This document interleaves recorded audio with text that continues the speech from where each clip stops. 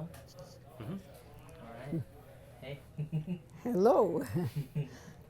I guess the first thing, I think this video is really, I mean, it's for everyone, but it's definitely for Tamara and Caleb and me. Right. You know, it's very nice to have a lot of people sharing their unique perspectives on mom. And obviously, I think you have the most unique perspective. And I'd like to hear maybe some memories or what mom was like, and I think Brazil meant a lot to mom. Yes, it did. And it's probably the thing I know the least about mom. Well, she many times spoke about how thankful she was for the years she had in Brazil. And it was a very unique thing, first place, learning another language, so she was fluent in two languages there. And she went to Brazilian schools in certain places, and other places, American school. When the first place we lived was São Paulo, and there she was only 4 going on 5. It was in 1958, and we put her in a school that had a Brazilian teacher, but several American and English children, and they helped her because, of course, she knew no Portuguese when we put her in. And within a month, she was speaking quite a bit of Portuguese. And it's amazing, you know, it was so much easier for her and a little harder for her mom to speak well. But that was wonderful. And when we arrived there, was during the World Cup series in soccer, and Brazil won the cup. It was the first time they had that year, and the celebrations in the street now. But Janice was a baby when we got there. Martha was 4, and Janice was about 8 or 9 months old by then. Yeah, let's see. I think where you speak 2 languages, it adds more depth in a way, I think, to your understanding of people. And the customs were a little different, in some ways a little more formal. In other ways, the Brazilian people were people that were very, would hug and would do what they called an abraço, where you kind of put your hands on the side of the person and give a kiss on each side of the cheek, kind of like the French do. And formality in the homes too. If you went to someone's home, you would go around and just shake their hands, and then when you leave, you would do the same thing. They're a little more formal that way. But as she had a lot of friends, both Brazilian and American. We lived a year and a half in São Paulo, and then we moved down to Santos, which was a port, the greatest coffee producing port at that time. And there she went to a Brazilian school and did very well. I used to take her by bike. She'd ride behind me and took her there, and it was near home. We were about 8 blocks from, not the ocean, it was more an inlet we were in. And that was wonderful, being so close that we could go down and swim a lot. And she loved that. Yeah. What else about down there? In Santos, her dad, your papa, he went into churches in the interior there and would be gone a few days from home and then come back. That's trying to think of more things. She had a little friend next door, Brazilian friend, and she put me in a spot one day when she came in with her little friend, and she said, "Mother she would say, Anna says that storks bring babies.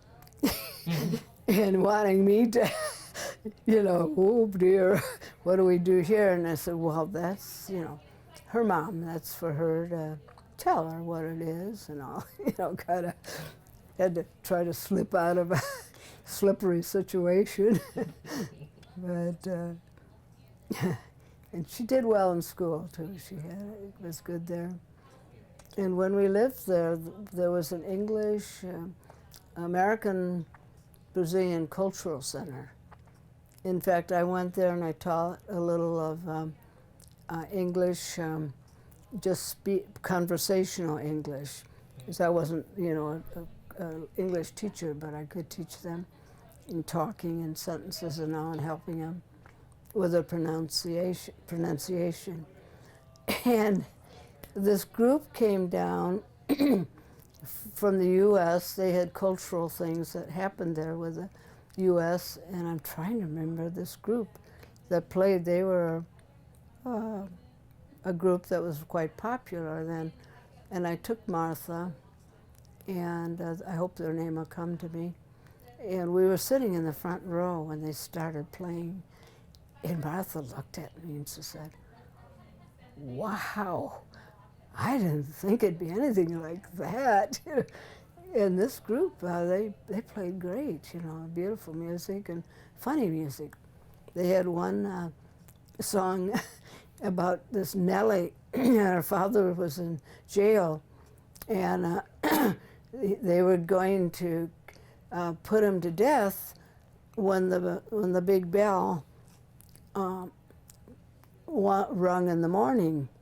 And so Nellie climbs up on the bell, and the song was something like this: hang on the bell, Nellie, your father's in the prison cell. And she's holding the clapper, that part of the bell, so it wouldn't ring. I remembered the name of the group, the Chad Mitchell Trio. Did you ever hear them? No. Probably not. It's a long time ago. But they played very well. Yeah, and so that was a big moment, I think, for Martha, to hear a very professional musical group that way. Let me switch here. We're running out of tape here. Are we on? Yes.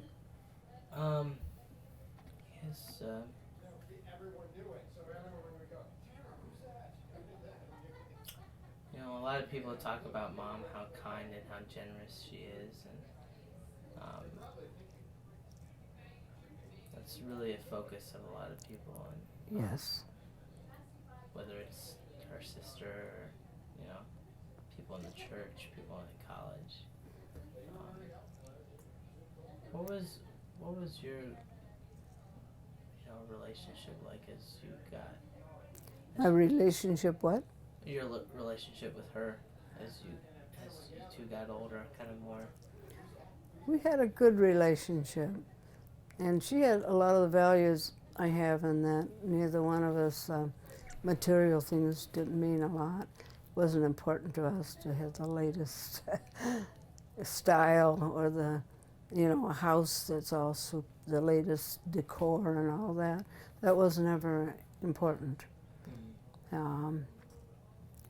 I remember the years where we'd come to visit and you all were being homeschooled, and she had a wonderful way with you all in firmness. What amazed us, we'd get up in the morning and your mom would be sleeping in a little, and you were all down there working away on your homework, and I thought, wow, that's pretty good discipline from her, that you could self-start in a way that way every day. I thought that was great. I have a rather amusing remembrance of you. Your little mind would sometimes be wandering, and your mom would go over and she'd take a hold of your head and say, look at me. Do you remember that? Yeah, kind of, yeah. Concentrate, Nathan. Get back here. a memory I have of you when your mom came home with Tamara. You may even remember that. Your grandma. I've heard this story. Yeah, we're sitting on the bed in her room, I think, and she comes and she brought Tamara and laid her there on the bed by you, and you were looking at her and you said, "Oh, she has such tiny fingers and toes and all." And then your mom said, "Here's a present that Tamara got for you." And it was a little toy guitar. And you just thought that was so wonderful that Tamara would buy that for you. You know? That was so cute and very smart to try to, so you wouldn't be jealous of the new baby, the new one coming in and taking away attention from you. That was great. Let's see. Is there anything, I think this video is going to be very helpful for Tamara and Caleb. You know, what memories to share about Mom, you know, since they didn't know her as adults, and right. You know, how do you think Mom would have maybe interacted with them as they grew up, or you know, what she talked to you about, you know, what she hoped for them in the future, things like that. Well, her faith, of course, was very important to her, and to try to transmit that to you all, to give you that you would find faith too in the Lord. No, she had very high ideals and standards that she tried to transmit, and was certainly hoping that your younger sister and Caleb would also come to know. And I'm sure her letters to you all were probably very helpful. She tried to be so brave too, and knowing she would not be there. It was very hard, knowing that she couldn't be with you guys. And I think the fact you all were homeschooled gave you more time with her, and you especially. For memories, it's kind of hard to say, except I think what you're doing is wonderful to bring memories here on this video, the DVD, for people to know more about her. She had a wonderful sense of humor, a wonderful laugh. I love to hear her laugh. And she would call me on the phone many times and share, you know what Caleb said, and tell me a cute saying and things like that. And she loved you all so dearly, and wanted me to know too. And she was a very wonderful daughter to me that way, and felt protective of me. I don't know if your dad told you this, but she was so believing that when the clock turned to the year 2000, things were really going to go bad, and she, provided all the sacks of rice and different foods so you all wouldn't starve. And she made your dad promise that he'd have me to be up with everyone that Christmas, to be there over the new millennium, so I'd be safe. She was very protective and caring that way, which was very sweet and wonderful of her.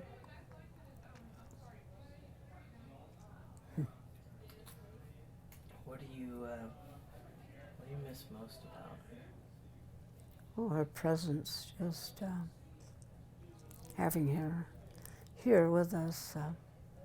And I still grieve. I cry at times, thinking about her. And There's a song I have on the video, or CD, I mean. And beautiful songs, a lot of praise songs. But there's one of them where this man is singing. He's just arrived in heaven, and he's just fine and telling about how things are there. And then he sings the words, "If you could see me now." And boy, that broke me up the first time I heard it, you know, and that longing to see her again, you know. But knowing it's not possible now, but she's with me a lot in my thoughts and my love and all. So, and you all are too, that you all will be well, and I think you all are doing beautifully well. And Caleb and Tamara, I know. I think you're sharing now a little with counselor or someone, and that's wonderful, because I think in our country especially, it's harder for us to share deeply from our hearts. For some reason we feel we should hold that in, especially I think for boys and men. It's harder. And there's a lot of release when we can share those deep feelings. And, you know, I just thought of, it was kind of a humorous one. It wasn't humorous, but when I came for the final time, and I was laying on the sofa in the living room waiting for the man to come that was delivering medicines for her. And the people with the hospice, they delivered them sometimes at midnight. It was crazy. And they did that when Papa was dying too. So I'm there supposedly to answer the door, and I fall sound asleep. So your mom goes and answers the door, and the man said, "Well, who's taking care of you?" And she laughed and told me that, because, you know, I was the one supposed to be going to the well person, you know. But you know, we both got a laugh out of that. It was hard for her, you know, those last days too. She couldn't breathe well. Her lungs were filling, and she would lean on the little table, TV table, so she could breathe, and laying her, I think she had a pillow she put on it. And she was so brave and uncomplaining. She, let's see, what was I going to say? She didn't take pain medicine or no strong stuff, the morphine, to the last day of her life. That morning your dad came and woke me and said that she was hurting a lot, and as he had me take care of giving her the pain medicines, and so I did. And she coughed a lot, and when she coughed, I don't know if her rib broke or what happened, but she was in terrible pain. And that's when we started giving her the morphine and to bear the pain. And then as she got more doses, I think it was really a blessing, and it let her let go and drift off asleep. And your next door neighbor, Mary Hennenkamp, right? She was such a help, and she came over and recognized it was important then for her and your dad to walk her into the bed, because if she did go in a coma, it'd be very hard to transfer her. And so they put her there then, and from then on she didn't wake up anymore. She just rested, and it was about 11 at night when she died. And I sat down there with her, and your dad was up talking to Peter Manto.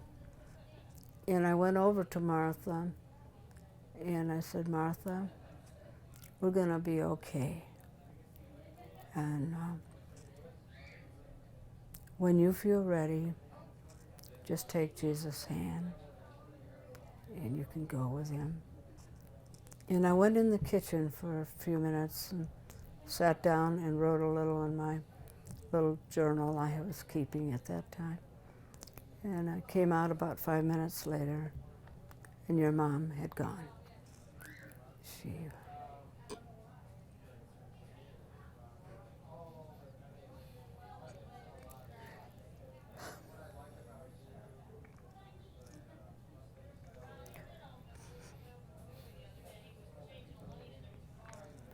So,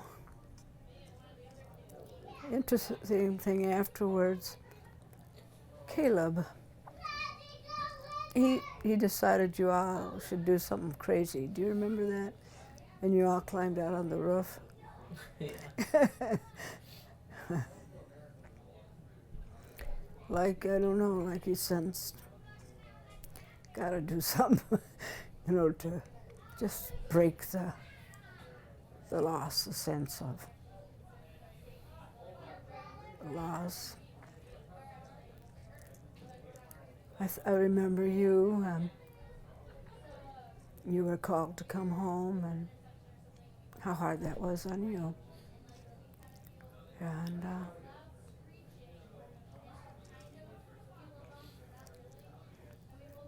it's such a hard thing, and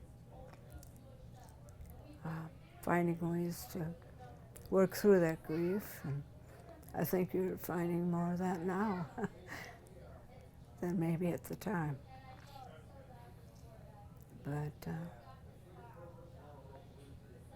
it does help to talk about it and remember the good times. And that summer, when she was taking, we were making the carrot juice, remember helping to do that, and drinking. I remember her with that green wheatgrass holding her nose. And she'd swallow that. It was so horrible tasting, I think. It must have been.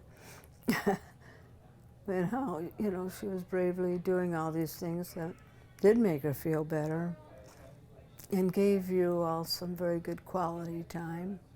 Remember the bikes you all had, and in the beautiful parks there you would go riding in. And I know you went over to Indiana one time and canoed, things like that. You probably remember more things like that too that you did then.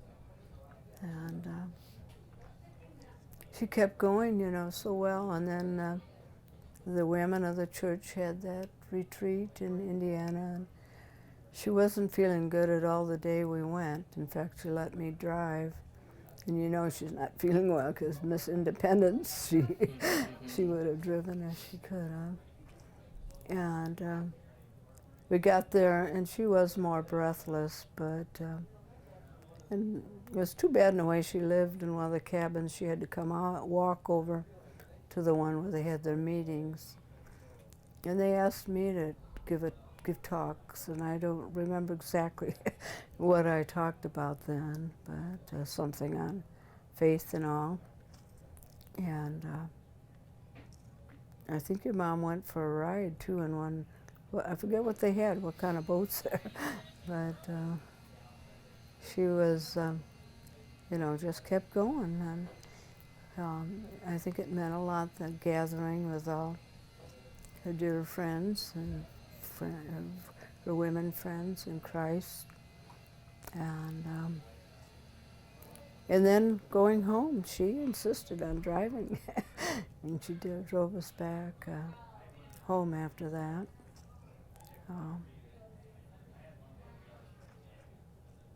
But she was amazing in that she resisted the drugs. I think she wanted to be clear-headed. And the night before she died, we were in the kitchen, and your dad was sitting out in the back porch, and she came in and wondered if the Patty's macaroni and cheese, if there's any left.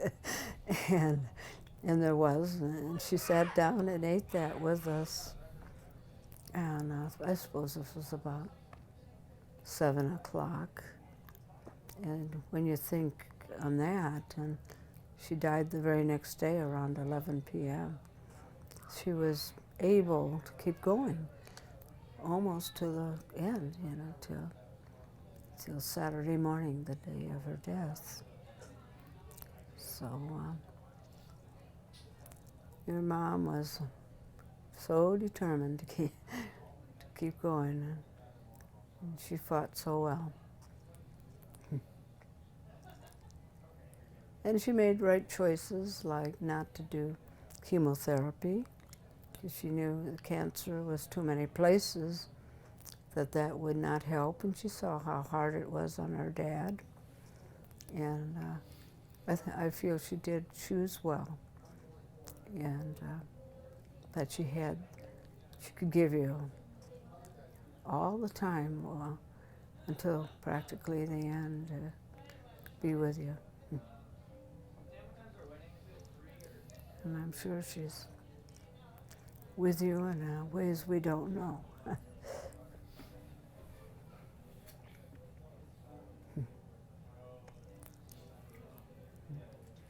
You think of anything else you'd like to say? Thank you for sharing Yeah. on video. Dear Martha,